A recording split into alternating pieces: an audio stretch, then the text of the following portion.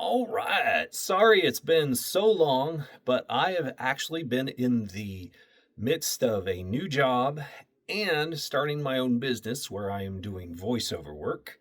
I've got my first two jobs under my belt. Thank you to a good friend of mine, James, who works for Amped Home Services. Uh, that's here in the Oklahoma area. Uh, but today I'm going to do a little quick Bible study because I think it's one of the most important things. So this comes out of John.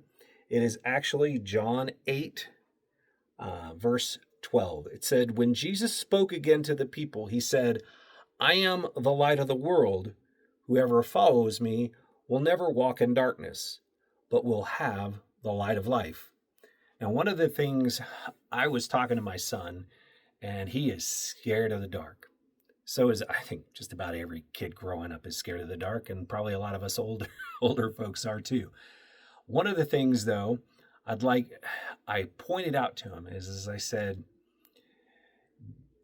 do you want to live in the dark and be alone, or do you want to live in the light and be surrounded by friends and family?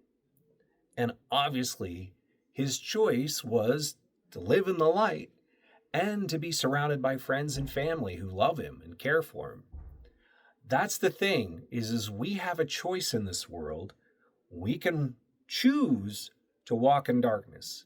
We can continue on the road that leads to destruction. Or we can follow the narrow path that leads to life. Jesus says, "I am the way, the truth, and the life. No one comes to the Father except through me." So I would just encourage you, if you want to live in the light, you want to be surrounded by friends and family. And what I'm kind of referring to here is the afterlife, because there is an afterlife, there is a heaven, there is a hell. And from my small understanding, hell is the absence of God.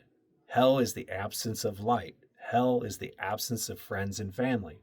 Hell is a place of torment.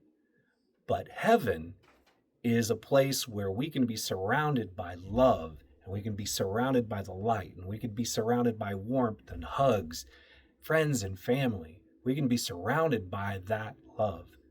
And I would just encourage you, there is so much darkness in this world right now, so much death, so much destruction, so much despair. Do you want that? Or do you want hope? Do you want joy? Do you want those eternal things that you can't get from those worldly things? So that's my question to you today. All right, take care, God bless, and I hope you have a wonderful day.